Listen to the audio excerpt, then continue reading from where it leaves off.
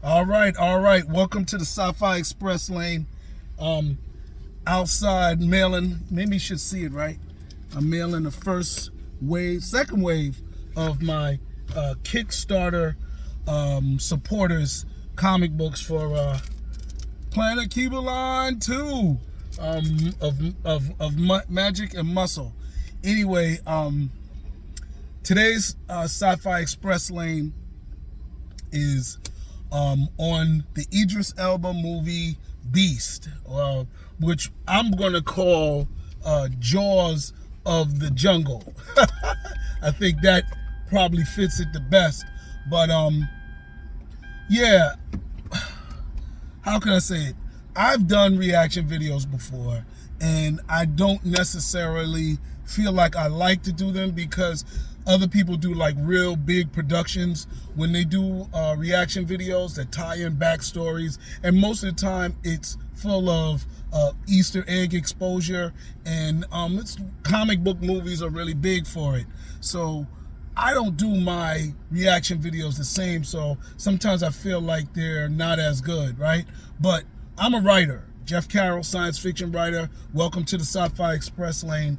And I always analyze stories whenever I see something. Yes, I love good acting. Yes, I love good cinematography.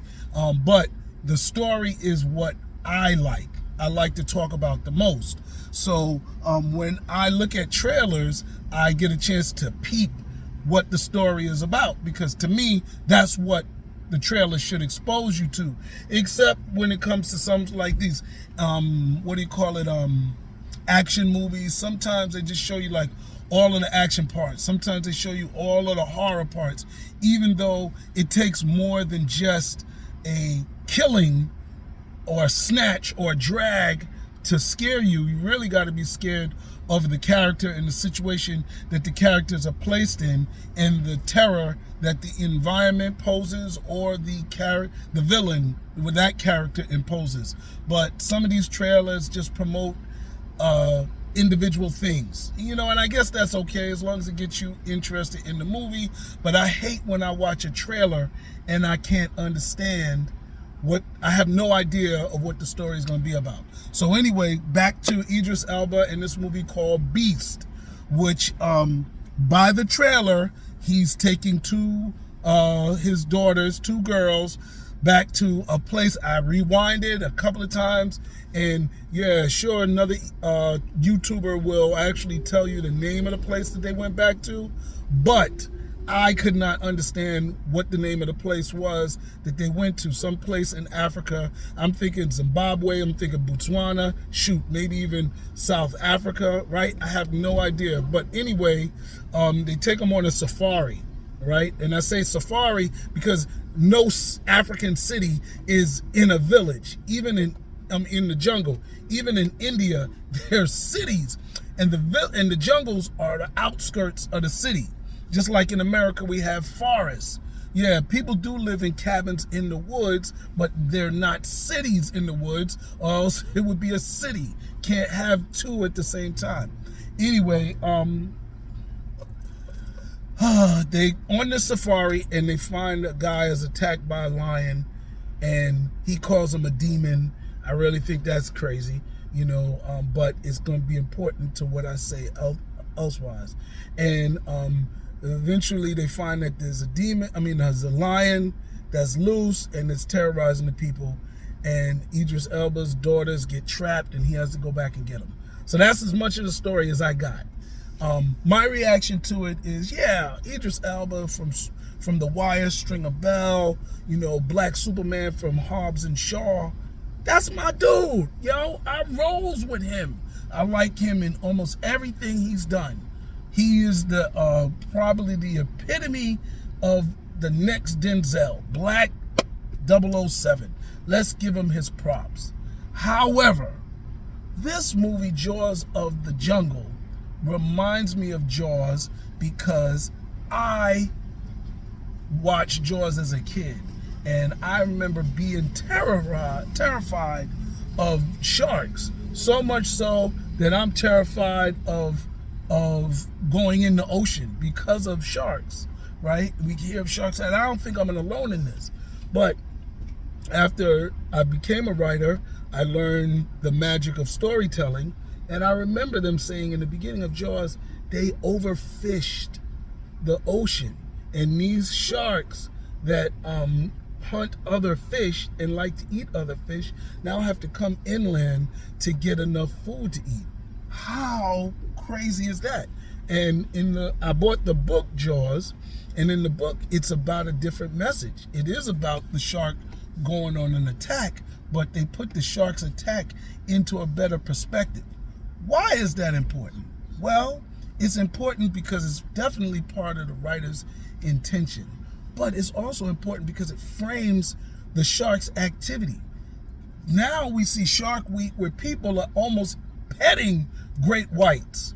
We think that these great whites are savages, that they're just monsters, killing machines. You see it on sight, they snatching you up. But in reality, they're just like most animals. They live amongst other animals that they can fight, possibly even kill, but they don't. I'm also even questioning this king of the jungle nonsense that scientists and animal people, and I don't even think the diehard animal people believe it anymore. This apex predator BS, right? This top of the food chain nonsense that insecure people are promoting. I'm questioning all of that. So that's my hypothesis right now, that the top of the food chain, the king of the jungle, apex predator stuff is nonsense. The reason why I say that is because we see these little memes. Oh, you put a python, a gorilla, a grizzly bear, and a lion or a tiger in a cell. Who's gonna win? Well, first of all, they all hunt within their environments, right?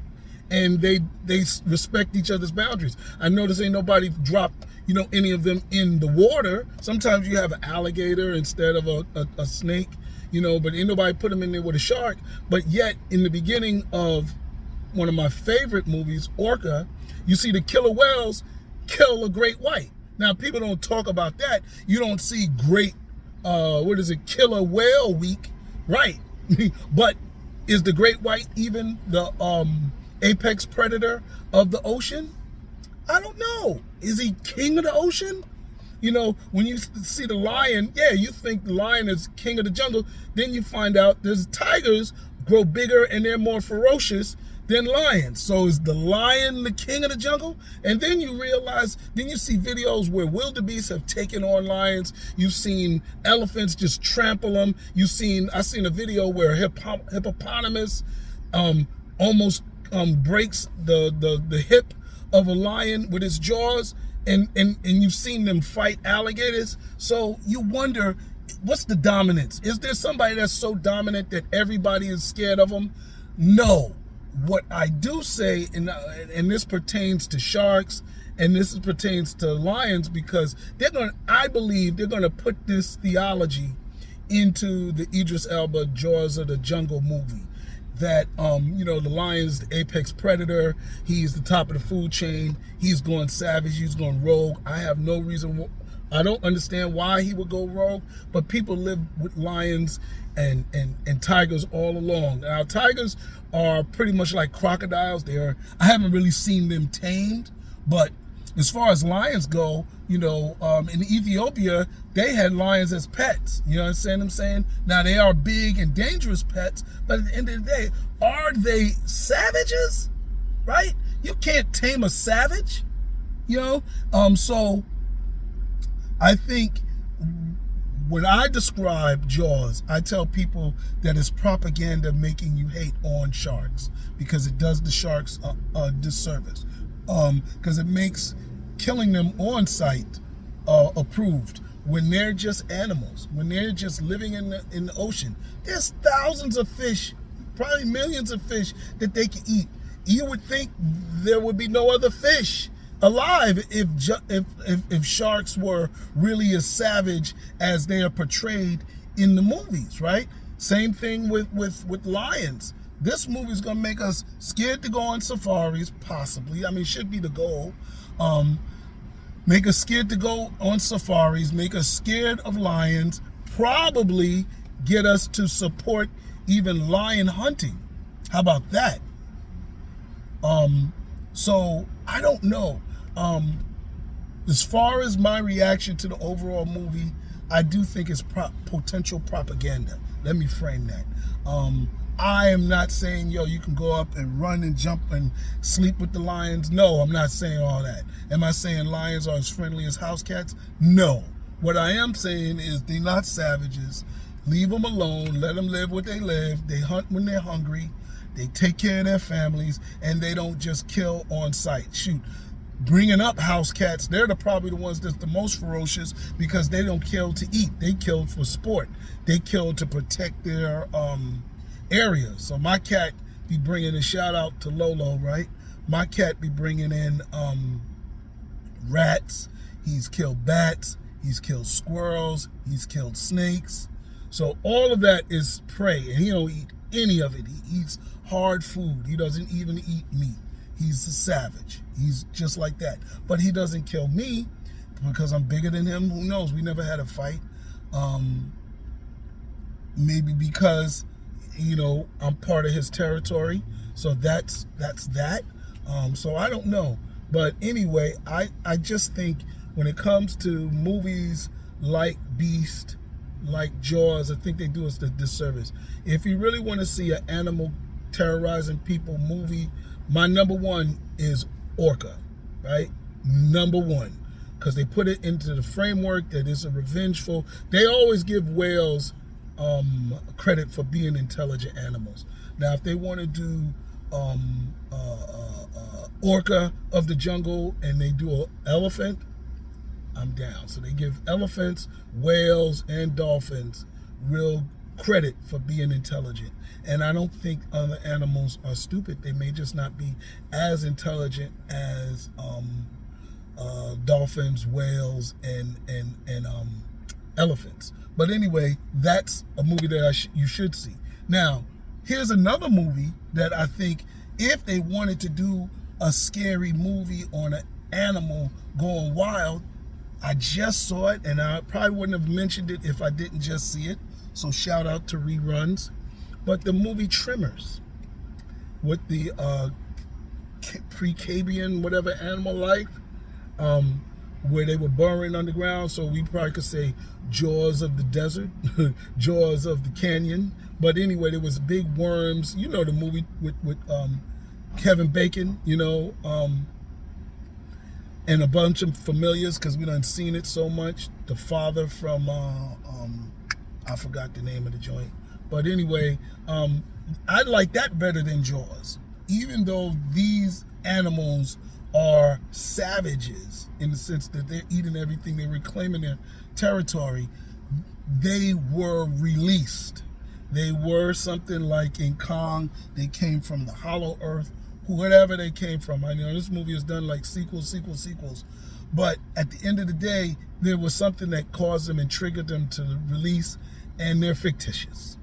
So if you want to see a demonic movie, do like Aliens. Make a fictitious animal, right? Why demonize sharks? Because people can go out and kill those. We deal with endangered species every day. Why make a movie with lions? Sheesh. Make a lion hybrid. Maybe that's it. Maybe it's something like Jurassic Park where they made them come and, you know, they hybrid them. And so it speaks against cloning and stuff like that. Now, if they made that movie, all right, I'm kind of cool. However, I got a couple of good movies that I've already said in this trailer. I'm in this video. So I know I talk too much because I give out my ideas. So let me cut it short. I know I'm overreacting. I know I'm reading too much into it, but I'm a science fiction writer, self-proclaimed Hotep, conscious person, you know. So I bootleg conspiracy theorists. So I read a lot into a lot of different things. So anyway, like, subscribe, share this video. First thing you do is though, you like it because the video needs love. Then you want to share it.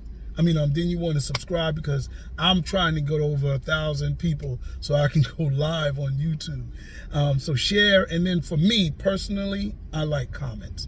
So like, subscribe, and comment. Thank you.